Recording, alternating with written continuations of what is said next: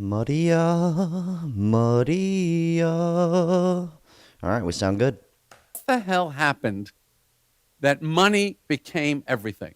What happened? Well, I'll tell you, Jerry. American greed, baby. Buckle up, boys.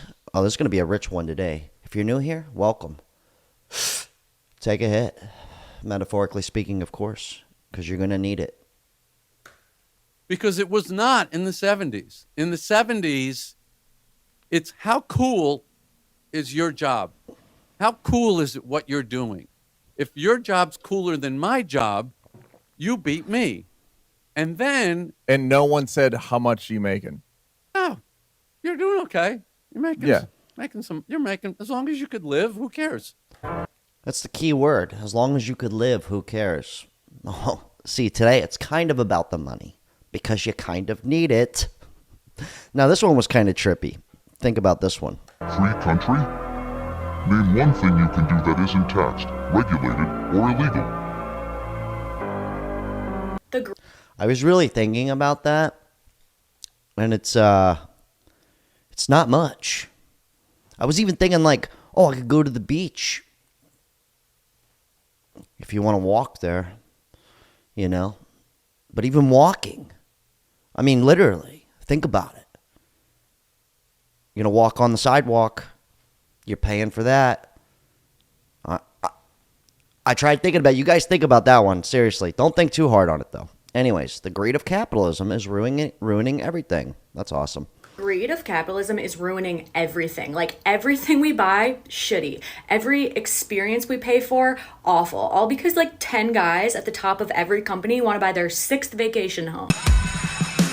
Well, how are you supposed to live life comfortably without 6 houses? I mean, I personally just couldn't do it. Call me crazy or greedy. We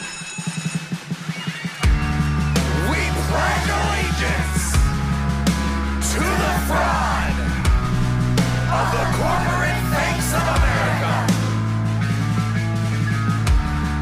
and to the profits for which it scams. Inflation under greed with misery and suffering for all. Okay, that was a bit intense. I'm not going to front. But I've noticed something like I've never heard so many songs come out that were like that ever in the history of time. Something to think about. Anyways, let's move on to taxes. This should be fun. This woman's just now discovering how taxes work. So this is, in case you don't know, it's pretty trippy shit. Somebody has $500 and they've already paid taxes on it and they give it to me. So now just because it goes from them to me, I also have to pay taxes on it, even though they just did. And then not only that, but anytime I spend one of those $500, I'm going to also pay another tax fee on whatever item I'm buying. And then whoever I bought the item from will have to pay taxes on the money they just earned from what I bought. So every single dollar... That's right. Just forget it. Good for you. Just 100 years ago, we would go to war for government to tax us. Today we say, yes, sir. Here's my tax money on everything. We don't question it anymore. Keep questioning. Whoever this girl is, keep questioning. I like the direction you're going. It is really trippy to think about, though. It really makes no sense. And that's why I'm like a big... I did a video on my second channel yesterday about obsolescence and shrinkflation. And I forgot to mention one key word in that video. I was kind of pissed at myself. Cash. Paper money. Yeah, that's going to be obsolete. Then we're really f***ed. Yeah. Which is cool. I'm having a great time. Bend over, right? Seriously. Give it to me, daddy.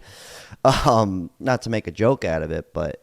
or we could go like this guy. This dude's like, I'm just not paying. And he's got an excellent point. But that's just something to think about. It's gone that far. That's how far it's gone. It's awesome. I love it. God bless America. God bless America. His name was my name too. Anyways, taxes, right? I came home to another letter. Another letter. You ain't gonna believe who it's from. It's the IRS. Again. This time, instead of them telling me for federal, I owe $18,900. They said I owe them $29.70. Watch this. That's the easiest way to take care of this. Until we get shit fixed with our country, don't expect me to pay you a damn thing, homeboy. I ain't paying you nothing. This is what I think about your fucking letters you send me. All the major banks. You know what's trippy? Check this out. If you're new to the channel, I used to take care of my dad. He has really bad dementia, and he was poor. Well, he wasn't poor forever, just the later end of his life when he fucked it all up due to drugs. No big deal. And lost it all. But he was living off of like just under $1,100 a month from Social Security, right? So his dementia was so bad, they would have to give me the money into my bank account because he couldn't handle it, right? So I only did that for 1 year where it came into my bank account. Just 1 year. Now he's in a home. I don't have to do anything about it. The government owns him completely now. That's sad, but I'm going somewhere with this. So they sent me this letter saying that I need to prove to them, remember, $1,100 a month in America, okay, how I spent the money and how much he saved.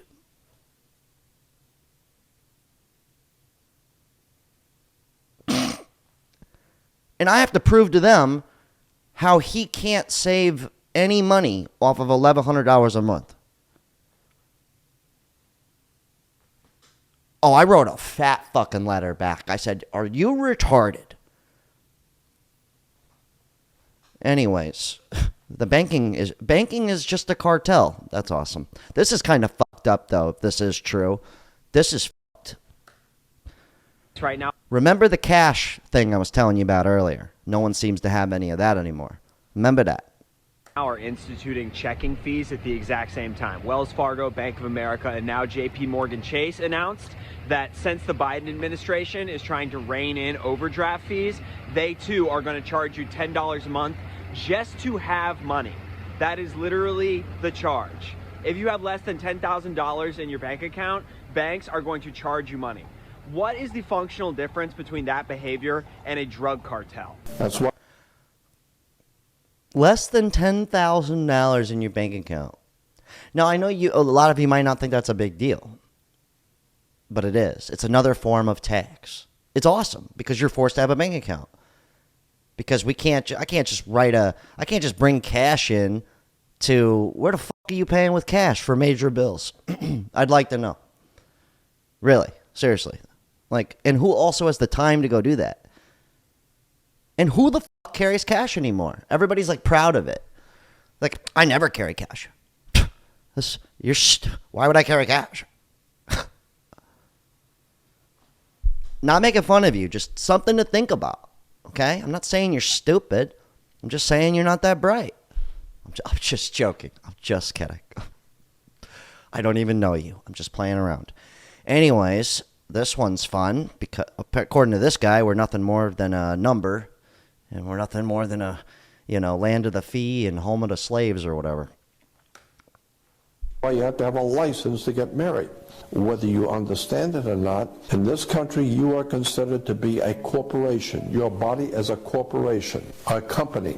That's why when I see you with the person, I say, you know what, that person you were with is bad company. Company? And you say, mind your own business. Business? And then I find out you're going to get married, and then you're going to have a partner. Company, business, partner. If your marriage doesn't work, you're not going to God, you're going to court. And you're going to bring your money and all of your assets with you because it's just business. All human relations is corporate business. The entire earth is a business. It's all about the almighty dollar. It's trippy to think about, but he's not wrong. The dude ain't tripping. It's hilarious. I literally have a social security number. I'm nothing more than a digit to some entity or some higher being, a lizard person. I don't know what to believe anymore. This is awesome. But I do believe in Walmart. This one's rich. Percent of Walmart's employees are on food stamps, and 80% of them use those food stamps at Walmart. So it's nice to be a top 5 corporation in this fucking world and have the American taxpayers subsidize your fucking employees. What do you? God, that's rich. I like rarely shop at Walmart. Like, if you're new to the channel, I'm really big on supporting mom and pop or like smaller entities. Not that I don't shop on Amazon once in a while. Yes, I've been to fucking Walmart. I get it. Sometimes it's convenient. It's okay. All right. Am I going to buy my groceries there? No. No offense. You do you, boo. Wally World, right? Field trip. But it's trippy to think about because me and you, well, unless you work at Walmart and get food stamps and buy your stuff at Walmart, everyone else besides you, we're still shopping at Walmart, even if we don't want to. It's hilarious. It's all a psyop. Anyways, this one's classic. How do you think that moving out of your family's house is a psyop? I actually agree with this. I always say, like, living by yourself is pretty stupid. But it's American greed, right? We've been taught to be selfish. It's classic. Anyways, I'll let this guy ramble, but he makes a great point. Think that moving out of your family's house is a psyop. Consider this. If you have 10 members of a family and they all scatter to the four winds where they at least a half hour apart from each other or more, 2 hours apart, states apart, and they will not see each other anymore, and they're going to pay 10 different sets of rent, 10 different sets of utilities, 10 different sets of groceries, 10 different sets of everything, then what are they going to do? They will live alone in these apartments or in these small structures. They will desperately crave connection with strangers. They will spend tons of money on escapist entertainment. The research actually shows the average American spends about 5 years of their life on escapist entertainment now, and that was before COVID. We need to actually update that information for after COVID now. But the average person, their depression is off the charts. They are crushingly lonely. He said, imagine. Like, imagine this happening. It's already happened, Big Daddy. But it's kind of funny, like, what I'm leaning into with this guy, which is going to talk about, like, school programming, like high school. That was fun. But it's funny because it's like, why do we even think that that's what we're supposed to do? You get what I mean? Like, why do we think I'm supposed to have my own place and be selfish and me, money? Trippy shit, man. I'm having a great time. A lot of people ask me why I had dropped out of school. I dropped out of high school, man. It's because I realized it was a program, man. Before I let this gentleman speak, I actually mentally dropped out of school in about the 8th grade. I said, I've learned enough. This is horse shit. But I'm going to keep showing up because it makes my parents happy for whatever reason. They just wanted me to finish high school. My dad honestly didn't care. He was like, just go and get it done. He's like, it's all bullshit. Anyways, just speaking out of my ass here, guys. We're just talking. No big deal. We're just rambling. Okay, we're just thinking out loud. Don't take any of this personal. All right. And, you know, I was the kid that always questioned everything. You know, I wanted to know why I was this. I wanted to know the answers that they wasn't asking the questions about. I was asking different questions. And, you know, it's funny, though, that if you don't go to school, they will send your parents to jail. And they will send your ass somewhere else to where you gotta go to school. Ain't that kind of fucked up? Why is it that serious that I have to go to your program, and if I don't, I'm gonna get punished? I mean, that should tell you everything right there, man. It's a program, man. They need to take that time with you to program you a certain way to feel, to think, to act. And if they don't have that school system, they can't do that. This is going somewhere. I actually think he's not bugging out, and I know a lot of kids in school don't want to go to school. Here's the funniest part. When you're forced to go to high school, they make you think that you have to go to college on top of your parents wanting you to go to college because they were also told the same thing, passed down to generation, which that cost a lot of money. The car, obviously people just want cars. Cars are practical, get you around 50. That's beside the point. A wedding, though. Why the fuck do we want to have an expensive wedding? Anybody here? Anybody in this room? I'm not saying don't have an expensive wedding. I'm just Just thinking out loud here. Like, why? Monkey see, monkey do, right? Why'd the chicken cross the road? All his friends were doing it. I know. Anyways, the other two, being the home and the car, doesn't really matter. Just something to think about, though. Like, the American dream is a debt trap. Kind of trippy stuff. And school helps us think that way, too. Research. I'm not saying don't go to school, or like school is like stupid. Obviously, we need to know how to read and write and spell and all that shit. I get that. Math is kind of pathetic. A lot of people can't even do basic math nowadays. I'm not the most book smart guy, all right, but I am smart. That much I can promise you. Anyways, let's talk about BlackRock. This is trippy to think about. We're gonna switch gears here, but this dude's got a really good point, and I don't like it. Researchers state that BlackRock, State Street, and Vanguard are the largest shareholders with 88% of the S&P firms. And morons and fucking imbeciles call this an equity market, a stock market. America, oh, the land of opportunity. Who the fuck are you kidding? 3 companies. And as they said, Kennedy, it's really one big company, own 88%. The crime syndicates running America. American greed, girl, in a greed world. Yeah. Anyways, speaking of BlackRock and all those other institutes that, I guess, according to that guy, are all just one conglomerate. That's awesome. It's synergy. One company working with another. But you know how they talk about them owning all the homes and buying up all the land, all that stuff? Well, this is a prime example of that happening in Florida, which is where I live, and probably everywhere else in the world. That's awesome. One killer of my little town here in Florida is overdevelopment. I can't go 2 miles without seeing a multifamily housing projects or duplexes or apartments getting put up. Like, we don't have the infrastructure for that. We don't have enough gas stations. We don't have enough land. All this beautiful land that my little hick town has to offer is just getting ripped up and forgotten about. Okay, this is important because, one, they're not just building homes anymore. The only way you could really go build like an actual house on a piece of land that you kind of own,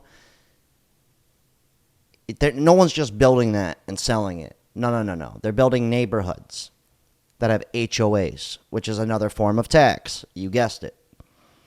Okay? And apartments have apartment dues. If you decide to buy an apartment, which you'll never own, you'd have to buy the entire building. All right, cool. But reverse American greed, us Americans, we're all selfish, right? Not all of us, not me at least. And I'm sure a lot of you aren't, but how many of you guys watching this live alone? Because you want to. Fucking camera keeps cutting out, piece of shit. I'm just kidding. I'm not kidding. It's pissing me off. It's like the 5th time I've had to say this. But why do you want to live alone? I'm serious. Who told you this information? What put this in your psyche? You know what I'm saying? Because I don't mean to harp on you, but people who work together get a lot further than people who work by themselves. I didn't make it up. It takes 2 people to make a baby. That's the simplest way I could put it. Anyways, on to the next one. This next one's about reverse gentrification. This is fucked up. Pay attention.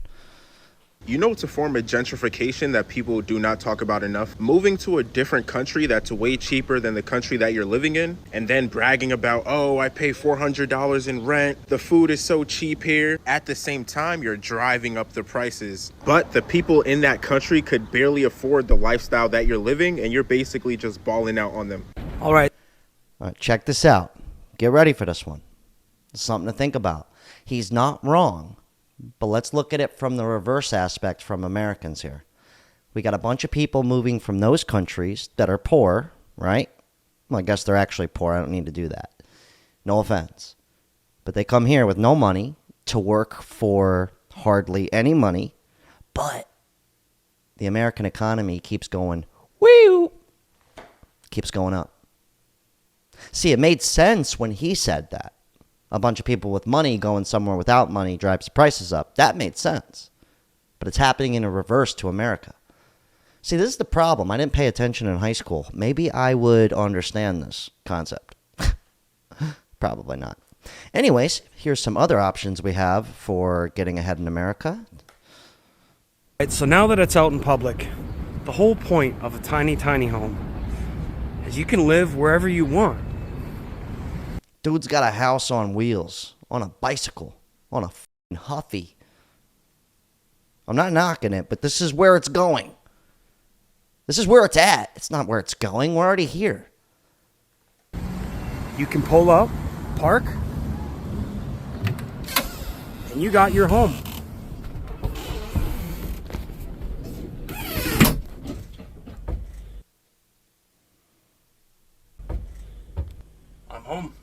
I'm home. He goes, honey, I'm gay. No, I'm just kidding. Honey, my bad. This is just a joke. He's home. But we're going to end on this note, right? Because, like, the times now, like, people are literally doing this. The tiny homes, homelessness is at an all-time high. But this is something to think about. Right here. This is going to trip you out. I really want to bug you out. And really, really have you thinking today. But let's let this homeless guy talk. But I want you to pay attention to what he says. Homeless by choice.